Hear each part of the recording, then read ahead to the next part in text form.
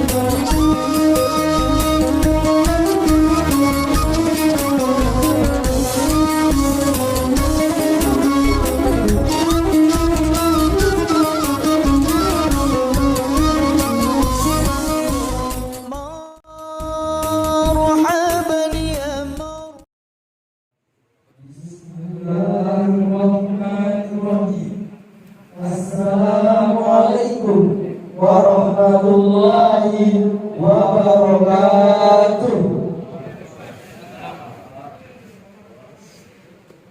Alhamdulillahirabbil alamin. Assalatu wassalamu ala asrofil anbiya'i wal mursalin sayyidina Muhammadin wa ala alihi wa sahbihi ajma'in. Amma ba'du. Yang sama-sama kita hormati dan muliakan para alim ulama, tuan guru, asatidz, dan para tokoh agama. Yang sama-sama kita hormati kepala desa atau staf yang mewakili, yang sama-sama kita hormati camat wanasaba atau staf yang mewakili, yang sama-sama kita hormati Satuan Polri dan TNI, singkatnya para hadirin tamu undangan yang kami muliakan. Pertama-tama, marilah kita panjatkan puji syukur kehadirat Allah Subhanahu wa Ta'ala yang telah menganugerahkan taufik hidayah serta inayahnya sehingga kita dapat berkumpul di tempat yang barokah ini. Tak lupa pula salawat serta salam kita haturkan kepada Nabi kita, Nabi besar Muhammad sallallahu alaihi wasallam dengan ucapan Allahumma sholli ala sayyidina Muhammad wa ala ali sayyidina Muhammad, yang telah membimbing kita dari zaman kegelapan menuju jalan yang terang benderang.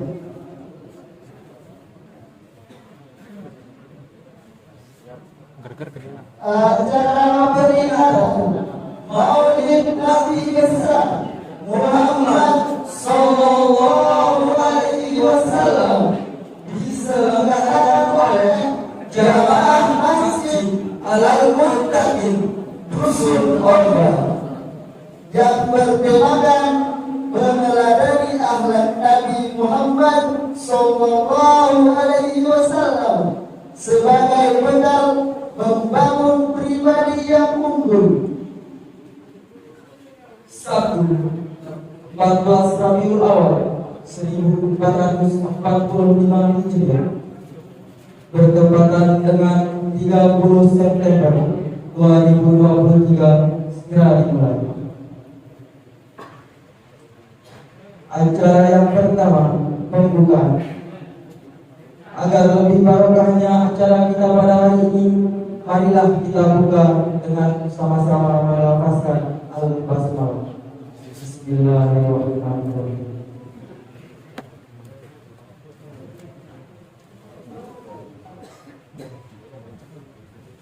Acara yang kedua, pembacaan kalam ilahi, yang dalam hal ini kami mohon kesediaan dari Saudara Ismail Qurtubi. Kepada beliau waktu dan tempat kami aturkan. Assalamualaikum warahmatullahi wabarakatuh.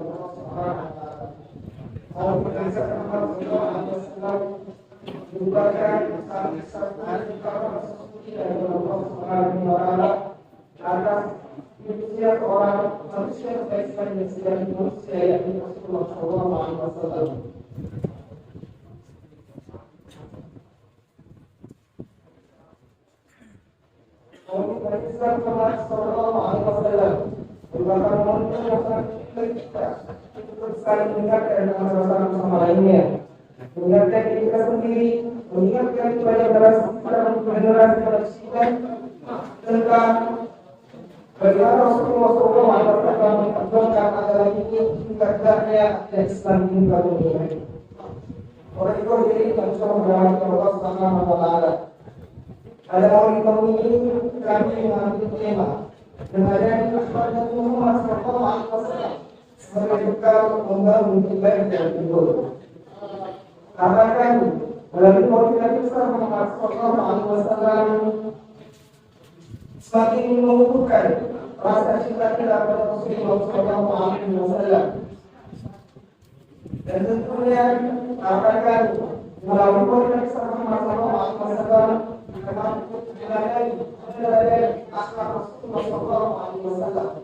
Karena kunci keberhasilan dari seorang muslim adalah dengan mengikuti akhlak Rasulullah SAW. Sebagaimana Allah Subhanahu wa Ta'ala berfirman dalam surat Al-Ahzab ayat 21, "Lamun kuntum fi Rasulillah uswatun hasanah liman kana yarjullah wal yawmal akhir wa dzakara Allah katsira." Yang artinya sesungguhnya kalau ada pada diri Rasulullah SAW yang baik dan ilmu, yaitu bagi orang yang mengharapkan rahmat Allah dan keberkahan hari kiamat dan dia dari Allah Subhanahu wa Ta'ala. Ayat ini menjelaskan kepada kita bahwasanya satu-satunya manusia yang patut kita doakan, satu-satunya manusia yang patut kita banggakan dan acuan adalah Rasulullah SAW. Bapak Ibu hadirin yang disorong di dalam Allah Subhanahu wa Ta'ala, pada kesempatan kali ini kami ingin menyampaikan segala kata dan terima kasih atas kehadiran Bapak dan Ibu karena Pak meluangkan waktunya untuk hadir di sini. Tentu suatu kebanggaan, suatu kehormatan bagi kami juga Bapak hadir di kesempatan kali ini. Dan mudah-mudahan Allah Subhanahu wa Ta'ala mencatat amal kita sebagai amal yang kepada Allah Subhanahu wa Ta'ala. Yang kedua, mengucapkan terima kasih kepada seluruh panitia serta masyarakat yang telah mendukung keselamatan acara ini. Mudah-mudahan banyak dari Bapak dan Ibu senantiasa dicatat sebagai amal kepada kita kepada Allah Subhanahu wa Ta'ala. Tentunya sebagai seorang hamba yang tak mendukung dari silap dan kesalahan, saya mewakili seluruh panitia memohon maaf yang sebesar-besarnya apabila di dalam menyampaikan pelajaran atau ada kata-kata tambahan silakan diperhatikan dan juga kebetulan mohon maaf yang sebesar-besarnya. Akhir kata saya mengucapkan terima kasih atas perhatiannya dan mudah-mudahan kita mampu menjadi manusia yang berguna baik kepada Wassalamualaikum warahmatullahi wabarakatuh.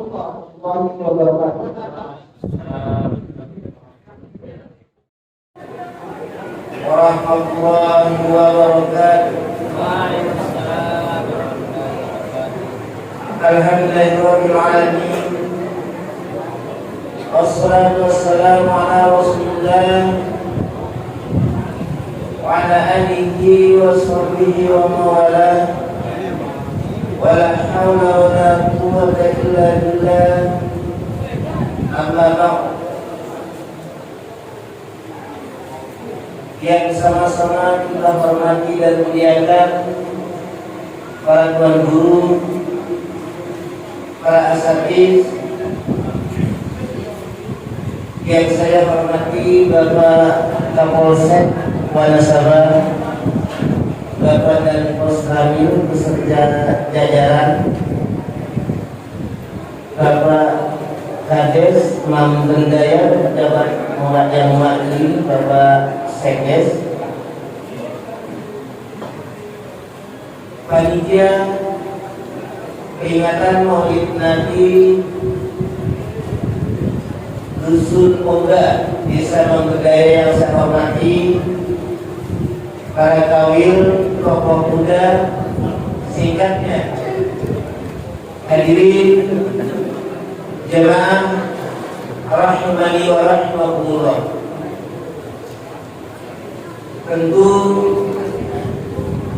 tiada rasa dan kata yang lebih pantas untuk menghias hati dan lisan kita selain rasa dan kalimat syukur kepada Allah Subhanahu wa taala. Yang hari ini kita masih diberikan nikmat kesehatan, nikmat keimanan, sehingga kita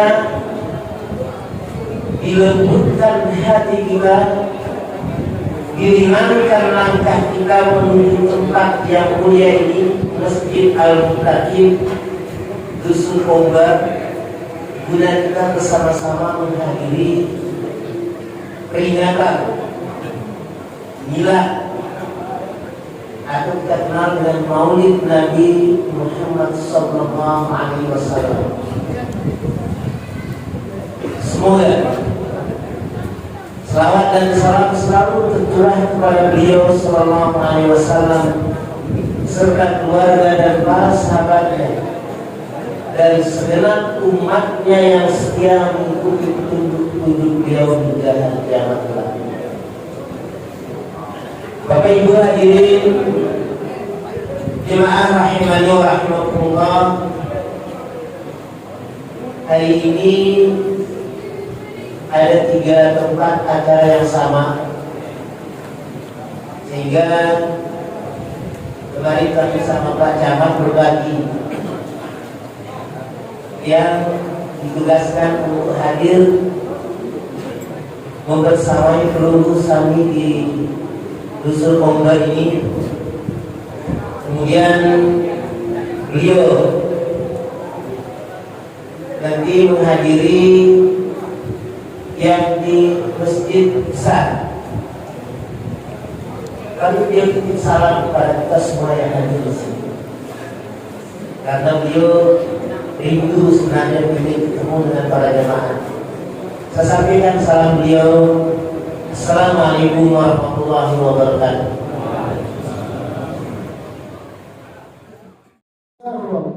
Bapak dan Al-Ustaz Haji Sofwan Hadi Ahmad, kepada beliau waktu dan tempat kami haturkan.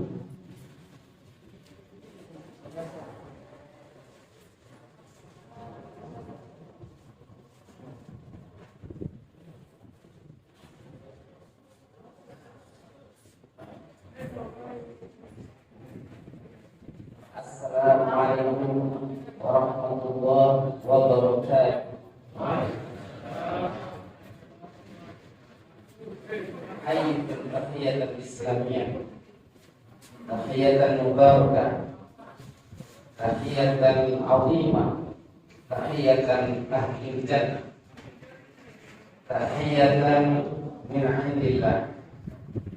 Aqulu fi bidayati kalami assalamualaikum warahmatullahi wabarakatuh. Waalaikumsalam. Di sana dengan terjadi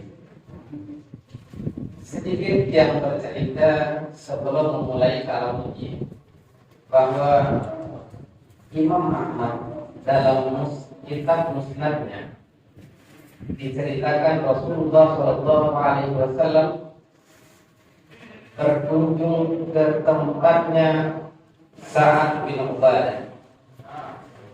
Sesampai di depan rumahnya Sa'ad, beliau membuka pintu dan memberi salam, assalamualaikum. Tidak ada jawaban. Kemudian Rasulullah mengulang ketukannya lagi dan memberi salam, assalamualaikum warahmatullahi wabarakatuh. Juga tidak terdengar jawaban.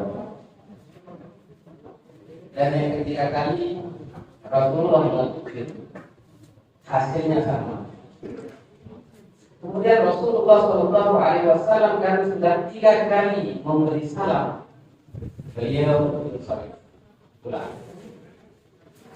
Saat beribadah bukannya tidak ada di dalam, akan tetapi dia ingin mendengarkan salamnya Rasulullah SAW berulang-ulang kali. Namun dari Rasulullah hanya 3 kali. Saat bin Ubadah menunggu salam yang keempat, tidak ingin datang. Akhirnya dia membuka pintu. Ternyata Rasulullah sudah pergi. Bicara pada saat ini, ya Rasulullah, kenapa kau kembali? Saya ada di dalam rumah. Sejujurnya saya mendengar salam diganti dan saya juga menjawabnya, tapi dengan suara yang pelan. Wahai Sa'ad, apa maksudmu seperti itu? Ya Rasulullah, siapa yang tidak ingin engkau doakan? Siapa yang ingin tidak mendengar salammu berulang-ulang? Saya melakukan itu, ya diri saya, keluarga saya, dan rumah saya dengan salam yang berulang-ulang mendapatkan keberkahan yang berlimpah. Rasulullah berkata,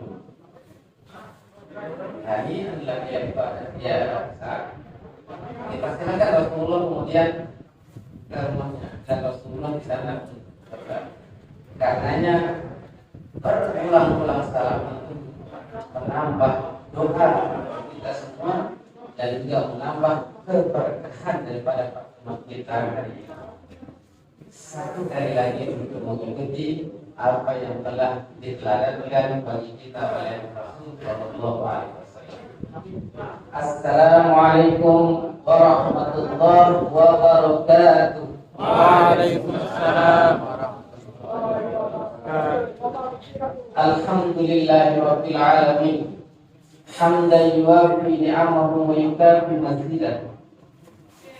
Hamdan katsiran awalan wa akhiran wa batinan wa zahiran. Ba'athallahu ta'ala sayyidana Muhammad sallallahu alaihi wasallam ila kafatil alamin basyiran wa nadhiran wa ja'ala sa'yahu mubarakan masyura wa dhikrahu wa thana'ahu marfu'an wa mansyura. Allahumma salli wa sallim ala sayyidina Muhammadin wa ala alihi wa sahbihi salatan wa salaman tu'azzimu lahum bihima ujura wa talaqqihim bihima nadratan wa surura. Amma ba'd. Ya ayyuhal mukarramun, para alim ulama, para masyayikh, para penduduk, para asatidz, pemuka masyarakat yang sama-sama kita hormati. Ayyuhal hadirun, baik dari kalangan pejabat, petugas rakyat, wakil rakyat, pemuka masyarakat, dan semua umat rahmatullah. Alhamdulillah, puji syukur kepada Allah Subhanahu wa taala yang telah mengumpulkan kita di tempat ini untuk merayakan peringatan Maulid Nabi besar Muhammad sallallahu alaihi wasallam. Mudah-mudahan dengan hadirnya kita di tempat ini, kita ditinggikan derajatnya oleh Allah Subhanahu wa taala, diampunkan dosa-dosanya kita oleh Allah Subhanahu wa taala, dan yang paling penting kita dipertemukan dengan baginda Rasul sallallahu alaihi wasallam. Selawat serta salam tidak lupa kita haturkan kepada junjungan alam Nabi besar Muhammad sallallahu alaihi wasallam yang telah mereformasi kita atau telah menggantikan sifat jahiliyah dalam diri kita menjadi sifat yang penuh dengan adab dan pengetahuan, penuh iman dan ketakwaan. Selawat serta salam juga tertuju kepada beliau, pengikut beliau dan sahabat beliau, pengikut beliau hingga akhir zaman. Ayyuhal hadirun wal hadirat majlis Maulid rahmatullah. Surah, terus terang saya sebenarnya tidak terbiasa untuk mutakallam di depan umum, apalagi berdiri. Yang biasa ceramah, khidmah itu adalah saudara saya Ustaz Muhammad Roni. Orangnya kalem, ramah, dan banyak orang juga mensejaru. Alhamdulillah dia bisa hadir di tempat ini bersama kita, dan beliau menyatakan baru pertama kali hadir di tempat ini. Alhamdulillah. Ayyuhal hadirun wal hadirat majlis Maulid rahmatullah.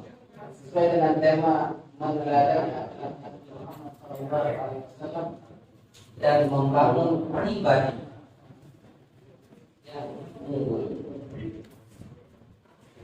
Pribadi yang unggul dalam diri Rasulullah sallallahu alaihi wasallam semuanya serba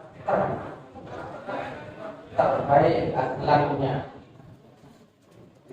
terbaik sifatnya, terindah posturnya, terbaik dalam keluarganya. Semua yang ada dalam diri Rasulullah sallallahu alaihi wasallam serba terbaik. Sekarang yang mau kita bangun melalui perayaan Maulid Nabi besar Muhammad sallallahu alaihi wasallam, salah satu caranya saja yang harus kita ambil. Kalau mau yang terbaik ibadahnya, maka kita khususkan diri kita, tanamkan di dalam diri kita ibadah apa yang kita senangi dan akan menjadi terbaik. Meskipun tidak terbaik di alam semesta, minimal terbaik se-Indonesia. Kalau tidak terbaik se-Indonesia, minimal terbaik se-Lombok. Kalau tidak terbaik se-Lombok, minimal terbaik se-desa. Jadi kita ambil satu saja caranya yang menjadi sifat dalam diri baginda Rasul sallallahu alaihi wasallam. Pernah diceritakan bahwa Rasulullah ketika sholat, selesai beliau sholat, teringat bahwa di rumahnya masih ada 2 dinar yang belum disedekahkan, yang belum diinfakkan oleh dia. Kalau kita memiliki 2 dinar atau 2 juta, mungkin kita simpan untuk istilahnya bekal kita yang akan datang. Rasulullah tidak seperti itu. Dia harus menghabiskan harta itu setiap hari. Kalau dapat, dihabiskan, diinfakkan untuk memberikan teladan dan contoh yang terbaik. Karena Rasulullah ketika memberi salam seseorang ke arah kanan dan ke kiri langsung berdiri, bergegas ke rumah, mengambil uang yang 2 dinar tersebut dan dititipkan ke Siti Aisyah, tolong infakkan kepada fakir miskin. Sekembalinya ke masjid, sahabat bertanya, ada apa engkau bergegas selesai salam dari sholat? Wahai sahabat, saya tidak menginginkan ada harta benda di rumah saya. Selepas saya sholat, saya ingat dengan uang saya 2 dirham. Karena saya bergegas agar segera diinfakkan oleh istri saya untuk fakir miskin yang ada di sekitar. Nah, itulah yang dicontohkan, yang diambil oleh para sahabat, termasuk Abdurrahman bin Auf. Abdurrahman bin Auf sering menginfakkan seluruh hartanya. Karena tapi Allah Subhanahu wa taala sudah menetapkan Abdurrahman bin Auf ini sebagai pemeran. Kalau itu merupakan ketetapan Allah Subhanahu wa taala, maka tidak ada yang bisa mencegah seorang itu menjadi pemeran. Memang ketetapan Allah Subhanahu wa taala. Ayuhal hadirin rahimakumullah. Saya ingin kita kembali kepada cerita yang diceritakan oleh Imam Ahmad dalam kitab Musnadnya, bahwa Rasulullah SAW memberi salam 3 kali setiap pertama kalau orangnya tidak ada. Hal tersebut merupakan salah satu yang bisa kita terapkan dalam hidup kita untuk meneladani akhlaknya Rasulullah SAW. Bagi siapa saja kita, walaupun kita sangat membutuhkan orang tersebut, namun dari yang diajarkan oleh baginda Rasul SAW, ketuk pintu rumah yang mau datang itu 3 kali. Kalau sudah 3 kali memberi salam, maka tawakkal Allah Subhanahu wa taala. Qala Allah Ta'ala fi kitabihil karim ba'da a'udzu billahi minasyaitonir rajim, ya ayyuhalladzina amanu la tadkhulu buyutan ghayra buyutikum hatta tasta'nisu wa tusallimu ala ahliha dzalikum khairul lakum la'allakum tadhakkarun. Wahai orang-orang yang beriman, janganlah kalian masuk kepada rumah-rumah selain rumah kalian sebelum kalian meminta izin kepada pemilik rumah dan sebelum kalian memberi salam kepada pemilik rumah. Dzalikum khairul lakum la'allakum tadhakkarun. Hal yang demikian ini lebih baik bagi kalian agar kalian ingat. Apa yang tidak perlu diingat? La'allakum tadhakkarun, kata Allah Subhanahu wa taala, agar kalian ingat bahwa semua apa yang kalian lakukan tanpa izinnya Allah Subhanahu wa taala, kalian sebenarnya tidak bisa.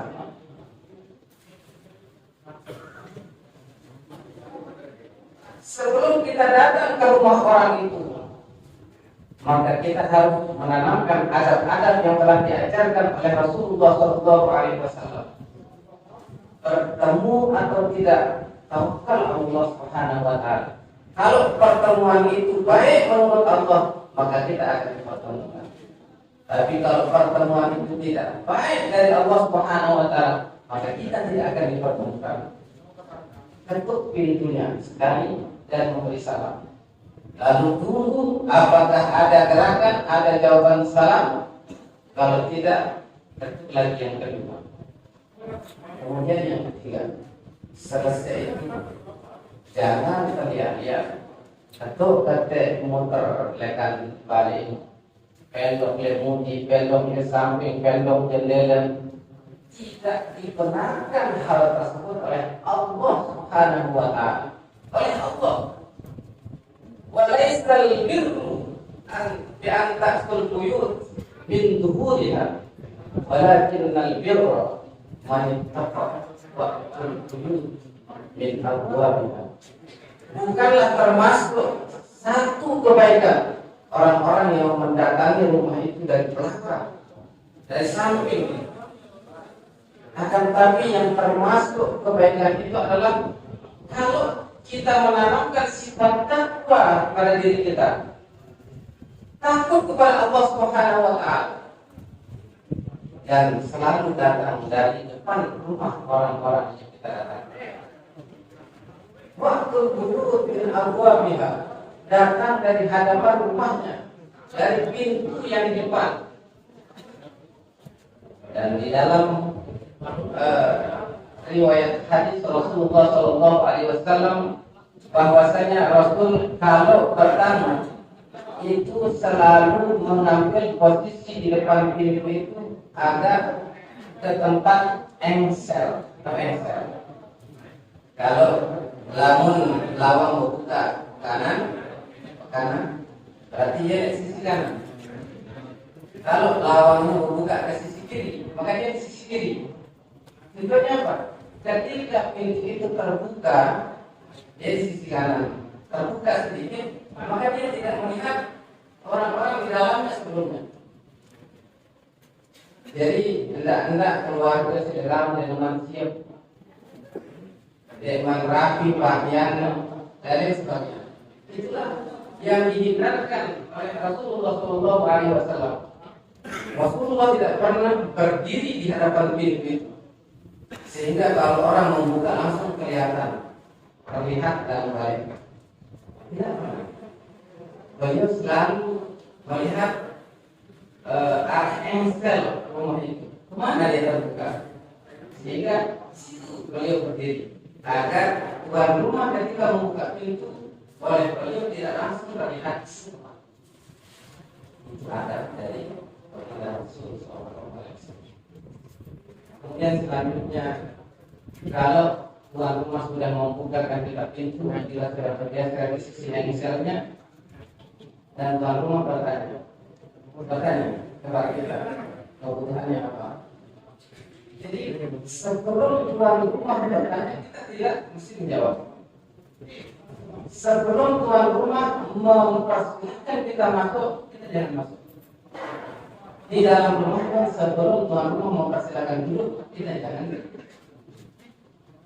Dan ini adab yang hilang. Karenanya Allah Subhanahu wa taala menyatakan la'allakum tadhakkarun, agar kalian ingat adab-adab yang telah diajarkan, yang telah dipraktekkan oleh Allah, oleh Rasulullah Shallallahu Alaihi Wasallam.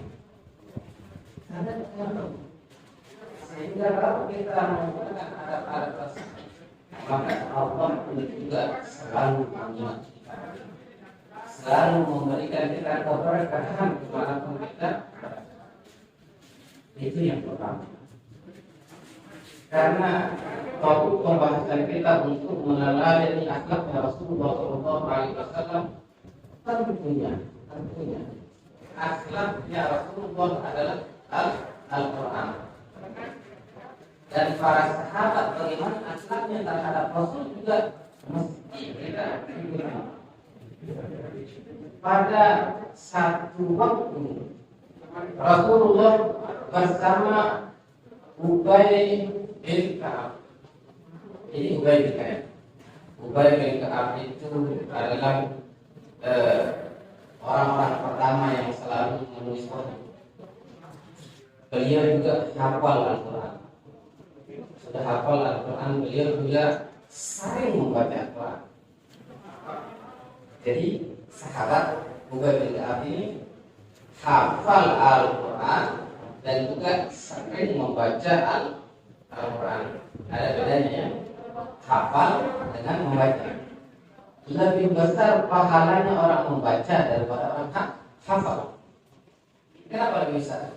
Karena membaca itu dari mengambilnya, memegangnya, melihatnya, mendengarnya Al-Quran itu semuanya itu ada pahala, ada ganjarannya dari Allah Subhanahu wa Ta'ala. Tapi kalau hafalan hanya lisan yang berbeda, hanya lisan yang berbeda. Hafalan. Oleh karenanya orang-orang Arab sampai saat ini orang-orang Arab itu hafalan Al-Quran hanya dilakukan saat sholat. Jadi kalau kita melihat orang sholat lama sekali baik di Masjid Haram atau di musola-musola di Timur Tengah itu lama, berarti dia kalau dihafal dalam Al-Quran. Dan itu juga dipraktikkan oleh sahabat Utsman bin Affan. Sahabat Utsman dia mulai itu harus khatam Al-Quran setiap malam. Khatam Al-Quran. Kira-kira kita kebetulan khatam Al-Quran kayak baca gitu. Ini sahabat Utsman bin Affan setiap malam berdiri sholat mengkhatamkan Al-Quran. Mana yang paling kita contohnya? Rasulullah juga demikian. Hatta yataqattar qadamah, sampai Rasulullah itu kedua telapak kakinya karena rajinnya sholat, rajinnya berdiri sepanjang malam. Itu pun oleh istrinya ketika ya Rasulullah, kenapa engkau sepertinya gigih sekali dalam ibadah sampai kedua telapak kakimu pecah? Bukankah Allah Subhanahu wa Ta'ala telah memberikan ampunan kepadamu baik sebelumnya maupun setelah ini? Apa jawaban Rasulullah sallallahu alaihi wasallam? Wahai istri saya, apalah itu an akuna abdan syakura, apakah saya tidak senang menjadi hamba yang bersyukur? Jadi itu gambaran rasa syukurnya Rasulullah sampai beliau tidak peduli dengan fisiknya. Darah mengalir dari telapak kaki beliau, namun beliau lebih asyik, lebih masuk ketika sholat menghadap Allah Subhanahu wa Ta'ala. Kira-kira kita juga merasakan sholat yang enak rasanya gitu. Sekarang itu ngerasanya sholat sembahyang ini teman ini sembahyang dalam hutang kali, dalam wujud kali, dalam wujud kali. Kalau belum bisa meneladani akhlaknya Rasulullah SAW, ternyata sholat yang asyik, sholat yang benar kita lakukan itu kalau kita benar-benar fokus, benar-benar fokus pada Allah Subhanahu wa Ta'ala. Hendak sekali arah pikiran tentang dunianya, pikiran tentang si dia, hendak sekali hal-hal yang lain. Sekali, dua kali mungkin tidak tahu, tapi kalau berkali-kali maka Allah akan memberikan jalan, memberikan rasa, memberikan nikmat di dalam sholat. Makanya dia kadang heran orang-orang yang mencukupkan dirinya dengan sholat online selesai. Dan di zaman ini bukanlah menjamaah si maulid, ini artinya jamaah. Sholat maulid ini yang hadir ini ada jamaah yang tidak suka maulid. Itu biasanya sholat, selesai sholat langsung berdiri.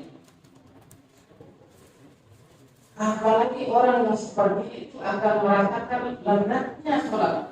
Kapan dia akan merasakan hal itu? Ini orang-orang kita saja yang selesai sholat langsung wirid, tahlil, tasbih, tahmid, takbir, juga belum merasakan nikmatnya sholat. Apalagi orang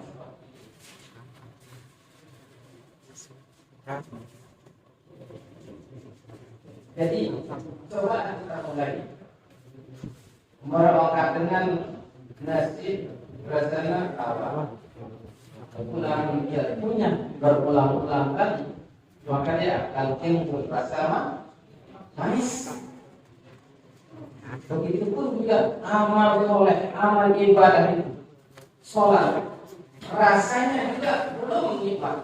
Karena kalau kita lakukan berulang kali, maka Allah Subhanahu Wa Taala akan memberikan rahmat, hidayah, inayahnya kepada kita, memberikan rasa lezat itu kepada kita.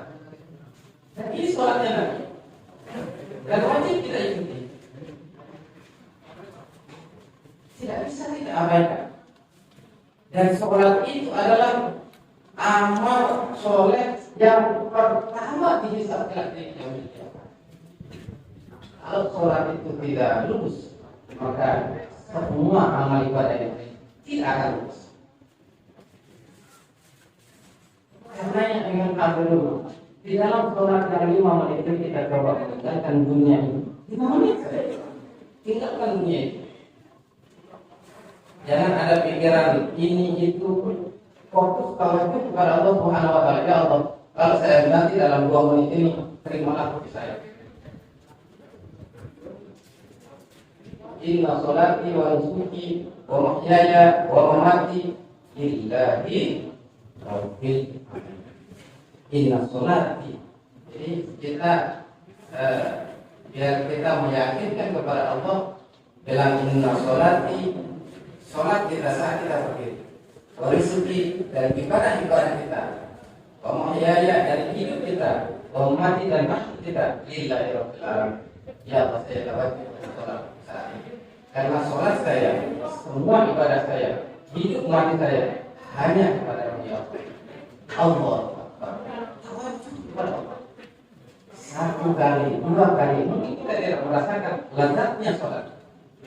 Akan kalau kita kali-kali melakukan hal tersebut, berdiri untuk ibadah hanya untuk Allah Subhanahu Wa Taala, maka Allah akan memberikan kelezatan, keindahan, kenikmatan di dalam sholat.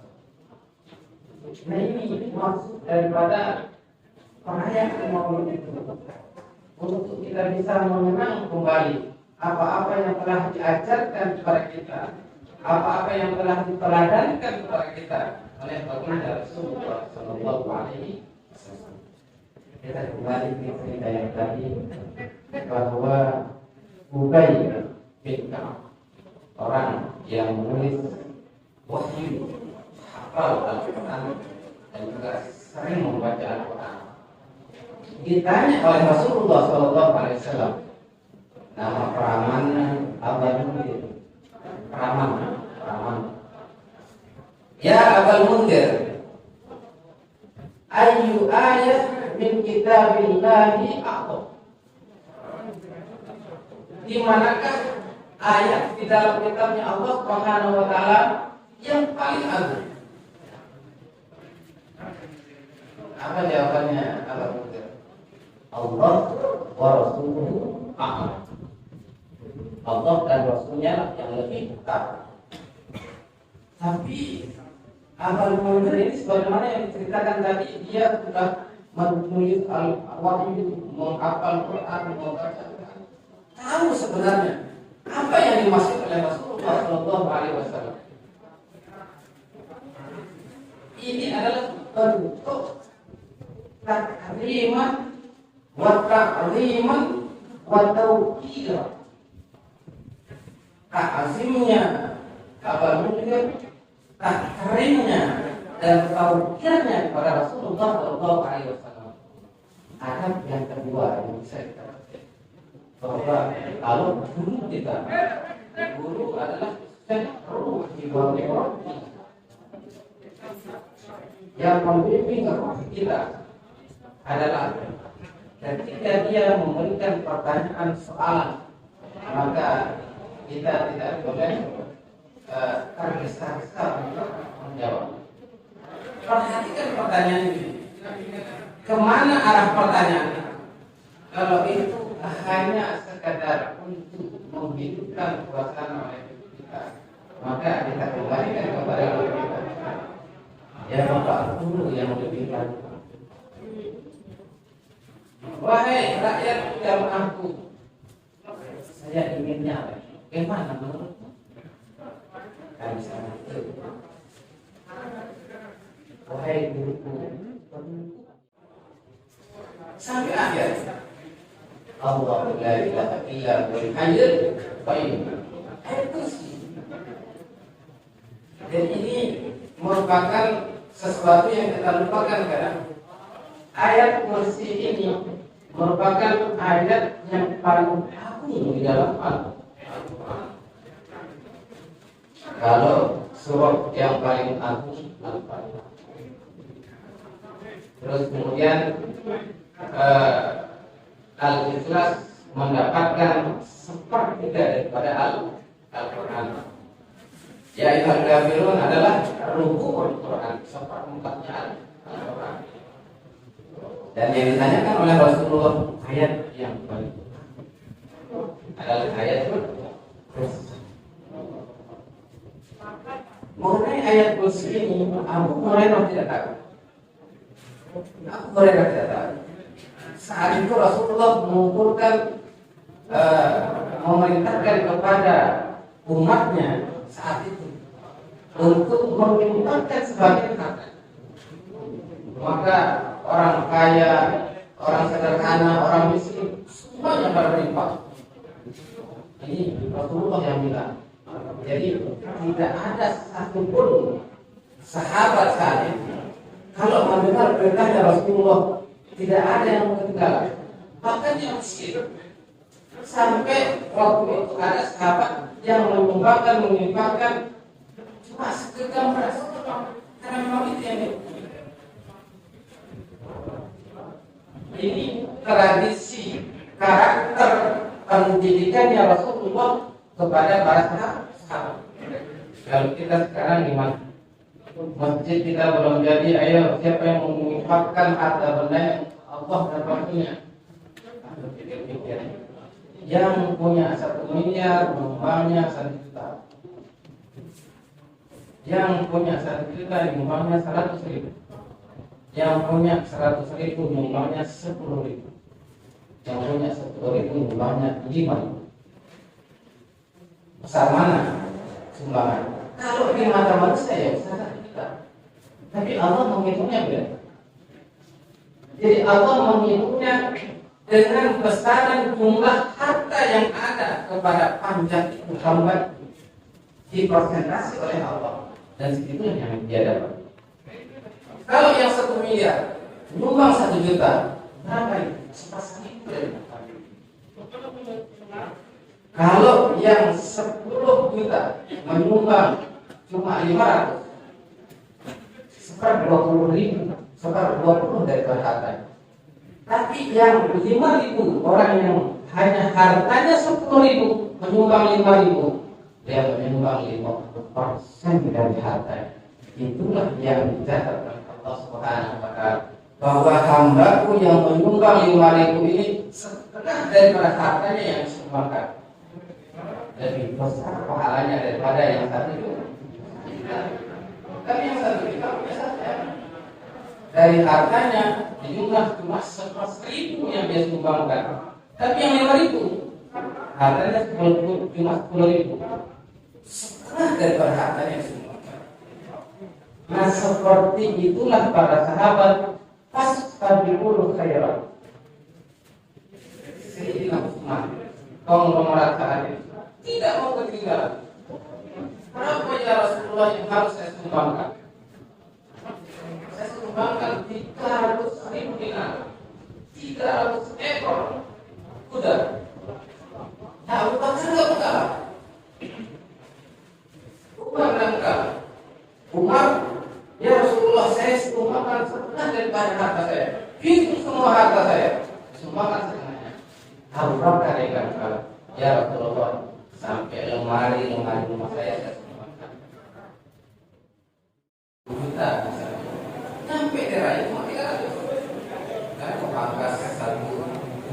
lagi, pangkas lagi, terus ke pangkas. Apa yang menyebabkan mereka begitu? Dunia dunia adalah hati. Kalau dunia yang menggenggam hati umat ini, maka hancur peradaban Islam. Hancur peradaban Islam. Imam Ghazali menyatakan dalam kitabnya Fasadul Ra'iyah, rakyatnya, Fasadul Ra'iyah bi fasadil umat. Rusaknya rakyat karena rusaknya umat. Wa fasadul umar, dan rusaknya umar bi fasadil ulama, karena rusaknya para ulama. Nah, ulama bisa rusak. Wa fasadil ulama bi hubbil mal wal jah. Ini dia kuncinya. Ujung-ujungnya ke dunia yang rusak. Fasadul ulama bihubbil mal wal jah. Rusaknya para ulama kita karena dia terlalu terobsesi menggebu-gebu mengumpulkan harta kekayaan dunia dan bersaing mendapatkan jabatan. Bukan saya yang bilang, saya hanya menyampaikan. Kalau mau komplain dengan kalimat ini, saya akan komplain kepada yang punya perkataan. Imam Ghazali yang bilang seperti itu. Wa fasadul ulama bi hubbil mal wal jah. Karenanya orang-orang tua, orang-orang alim yang dulu gitu ya. Orang alim yang dulu sangat bersahaja, selalu senyum, dan apapun yang di permasalahan yang datang dari umat ini, miring, dia akan segera menjawab dan memberikan solusi. Itu ulama kita yang dulu. Tapi ulama kita yang sekarang kayak ada pada harus diseleksi siapa yang datang. Ada diseleksi. Nah, ini prediksi Imam Ghazali terhadap hal-hal yang demikian ini mesti kita hindari, terutama ya minimal di desa maupun bagaimana kita menghindarkan agar umat ini baik lestari. Ini rakyat rusak karena ulama, karena pemerintah rusak karena ulama rusak karena mencintai harta dan kedudukan. Kalau ulama kita mencintai harta dan kedudukan, nanti sama pemerintah itu akan dipermainkan ulama ini. Dipermainkannya. Umar sudah tidak lagi ingin silaturahim ke rumah-rumahnya ulama, tapi cukup dengan telepon. Hai Pak Guru, silakan ke kantor. Dipanggil dia oleh padahal adat istiadat Islam dari sejak zaman dahulu. Umar itu yang harus menongkor di rumahnya para ulama. Harus menongkor pemerintah. Tidak terlepas. Tidak boleh dia harus menggunakan telepon dan sebagainya. Akan tapi kalau ulama kita sudah menurunkan martabat harga dirinya, pakai telepon saja, buka telepon. Baru hari itu dia minggu balik. Hasilnya juga balik ke kantor, kedua. Inilah awal daripada kerusakan kita di atas muka bumi. Kalau ulama sudah tidak kuat dengan pendiriannya, sudah tidak kuat membawa benderanya Allah dan Rasulnya, maka umat ini akan rusak. Maka duit kita dari rakyat semakin mengikuti ulama-ulama kita, persaingan bahkan dengan ulama kita, mengumpulkan harta dan mencari kedudukan. Ini kalau sudah seperti ini, ingat-ingat sebentar lagi ya, sudah datang. Selesai sudah dunia ini, karena rakyat sudah tidak ada tempat berpegang. Ulama yang diikuti juga arahnya ke sana, ke dunia. Kemudian siapa yang harus diikuti?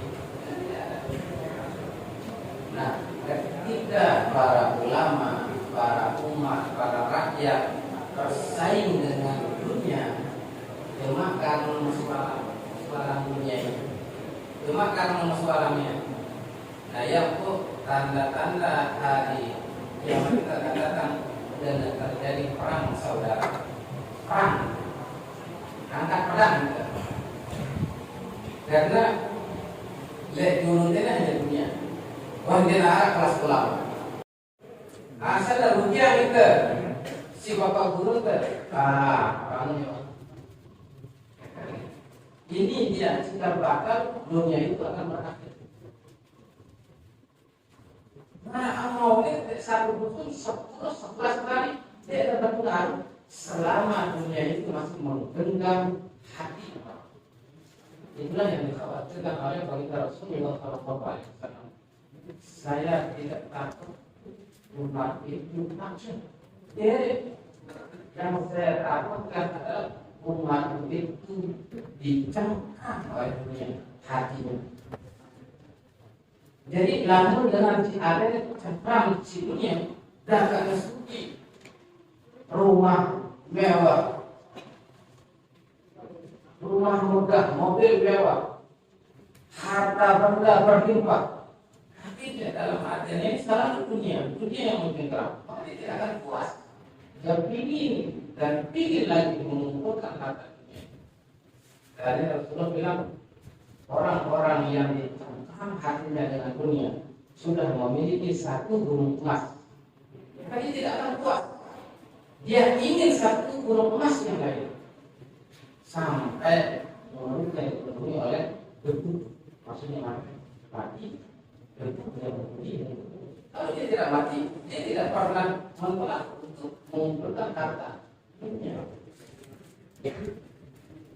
Jadi Allah Subhanahu wa Ta'ala berfirman di dalam Al-Quran, maka yuridu hartal akhirat nazidnahu.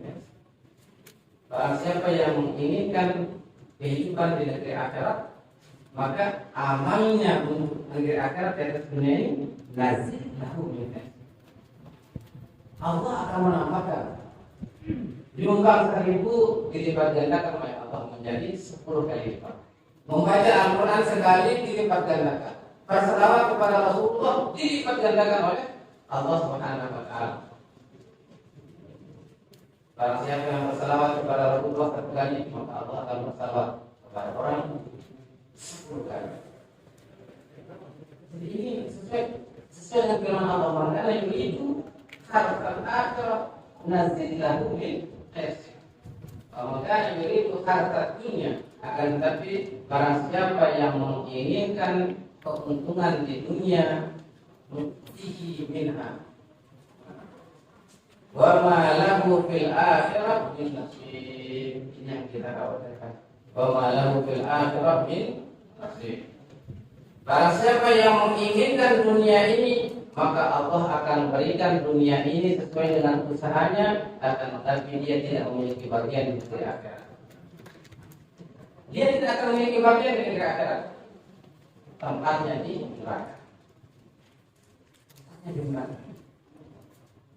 Oleh karena itu, ayuhal hadirin, kita melalui perayaan-perayaan Maulid seperti ini, mari kita kembali kepada Allah, kita kembali kepada Rasulullah. Allah memerintahkan kita apa? Rasulullah mengajarkan dan memberikan kita teladan tentang apa? Kalau kita ingin usaha, maka tanyalah para ulama, para guru, bagaimana usahanya Rasulullah SAW. Kalau kita kurang sedih, maka tanya juga. Seperti ada pengusaha yang bertanya ke salah satu orang tua atau guru, Bapak guru, saya ini usaha beras, tapi saya campur dengan lambung. Terserah, saya campur dengan lambung. Terkadang ya lambungnya itu ya kadang pernah sampai setengah kintal beras, setengah kintal lambung, gitu kan? Bagaimana hukumnya? Ulama kita menjawab boleh, tapi harus jujur. Boleh, tapi harus Jujur, gimana caranya jujur? Perlihatkan dia beras yang tidak dicampur. Ini beras murni tidak dicampur lampu. Kalau beras ini sudah saya campur, harus jujur. Jadi orang yang membeli akan memilih beras yang dicampur yang dipilih atau beras yang tidak tercampur. Akhirnya dia bilang, ya saya lupa mungkin ya maksudnya ada. Jadi kok mau beritahu katanya. Jadi besok-besok kalau engkau mencampur, ya dikasih tahu orang yang membeli. Tapi sebaiknya jangan dicampur. Ya keuntungan itu datangnya dari Allah Subhanahu wa Ta'ala. Kenapa saya bilang keuntungan itu datangnya dari Allah Subhanahu wa Ta'ala? Allah pernah berfirman dalam penggal kalimatnya. Allah menyatakan, Ma romaita, id romaita, walakin Allah romai. Jadi semua pekerjaan kita adalah akan, tapi contohnya satu di dalam ayat Al-Quran ini. Ma romaita, engkau tidaklah engkau melempar. Id romaita, ketika engkau melempar. Perhatikan kalimatnya. Allah pertama tidak mengakui kita melempar. Id romaita, ketika kita melempar. Jadi dan Allah mengakui bahwa kita yang melempar. Walakin Allah roma, dan Allah mengangkat dirinya bahwa yang melempar pada kenyataan pada hakikatnya adalah Allah. Kalian mencalonkan diri dari anggota dewan. Jadi maka engkau mencalonkan diri jadi anggota dewan. Jadi bukanlah engkau yang menjadikan dirimu sebagai anggota dewan. Saat engkau mencalonkan diri menjadi anggota dewan, akan tapi Allah lah yang menjadikan dirimu anggota dewan. Engkau tidaklah menjadi kepala desa saat engkau menjadi kepala desa, akan tapi Allah lah yang menjadikan dirimu menjadi kepala desa. Engkau bukanlah orang kaya yang engkau usahakan dengan diri sendiri. Saat engkau menjadi kaya, akan tapi Allah lah yang membuat kita. Berarti tidak ada gerakan, tidak ada daya, tidak ada upaya, tidak ada kekuatan dalam diri kita itu. Kecuali dengan izinnya Allah Subhanahu wa Ta'ala. Lalu bagaimana? Kemudian kita sudah menjadi orang kaya. Lepas, karena dia belum mengambil sedikit itu dari hati, butuh harta. Keesokan harinya Abu Hurairah sholat subuh berjamaah dengan Rasulullah. Beliau berada di belakang Rasulullah. Selesai sholat, Rasulullah bertanya, Ya Abu Hurairah, ma fa'al asir kabarina? Apa yang dilakukan kawanan dari mana? Abu Hurairah iman, Rasulullah tahu. Ya Rasulullah, maafkan saya lepas dia. Dia menyatakan bahwa dirinya fakir, miskin, anaknya juga kelaparan. Dan dia berjanji tidak akan kembali. Dan dia bohong ya, nanti malam dia akan kembali. Orang jadi tidak mau tidur nanti malamnya. Kalau itu yang dinyatakan oleh Rasulullah, dia tidak mau tidur. Akhirnya memang dia sembunyi dan dia tidak lihat memang itu. Pada tengah malam, karena keadaan sekali, Abu Hurairah keluar dan menangkapnya. Nah, kamu lagi, orang yang dari malam, kembali lagi. Nah, kata Rasulullah, saya akan hadapkan kepada dirimu kepada Rasulullah. Maafkan saya, Rasulullah, saya. Aku tanya alasannya, asik kembali. Akhirnya Abu Hurairah juga melepasnya. Selesai salat subuh bersama Rasulullah ditanya oleh Rasulullah, Ya Abu Hurairah, ma fa'al asir kalbarina? Apa yang dilakukan oleh kawan saya? Dia ungkapkan juga seperti itu, bahwa dia tidak akan kembali lagi. Dia berdoa kepada nanti malam dia akan kembali lagi.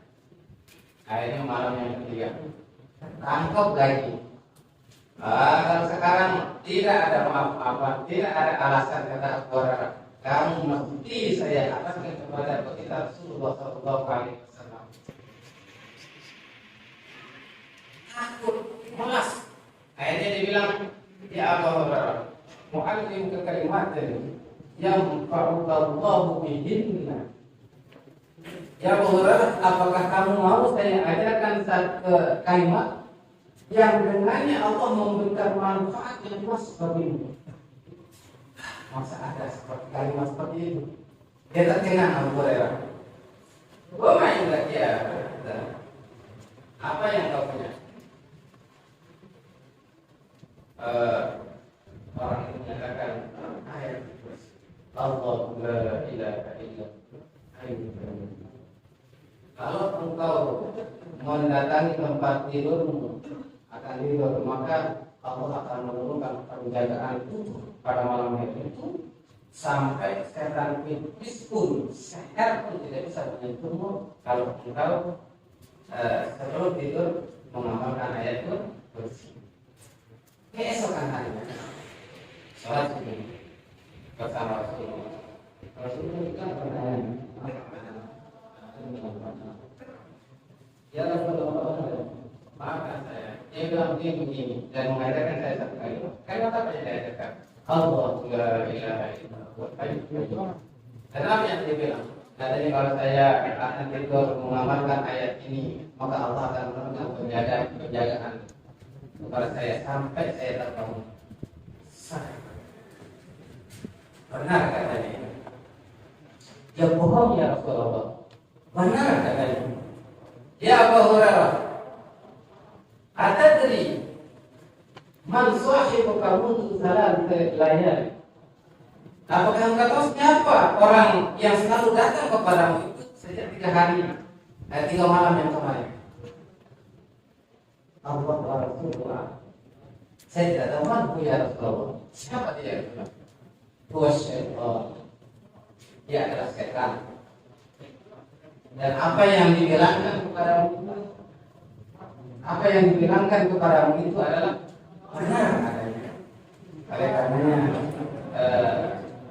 para ulama menyatakan ketinggian daripada ayat kursi ini sampai setan iblis pun mengakukan ayat kursi ini, dan dia takut ketika orang-orang mengamalkan ayat kursi.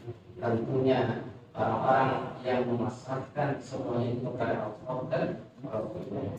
Oleh karena itu sebelum kita tidur dan lupa ayat kursi. Wa qara'a wa kulli shalat lam yamna'ha min dukhulil jannah illa al-maut. Barang siapa yang membaca ayat kursi selesai sholatnya itu pas sholat fardu, maka tidak ada yang mencegahnya untuk masuk surga kecuali al-maut. Mungkin hanya ini yang bisa saya sampaikan pada kesempatan kali ini. Mudah-mudahan ada manfaat dan faedahnya. Terima kasih atas segala perhatian dan mohon maaf atas segala kekurangan. Allahumma Wassalamualaikum warahmatullahi wabarakatuh. Waalaikumsalam warahmatullahi wabarakatuh.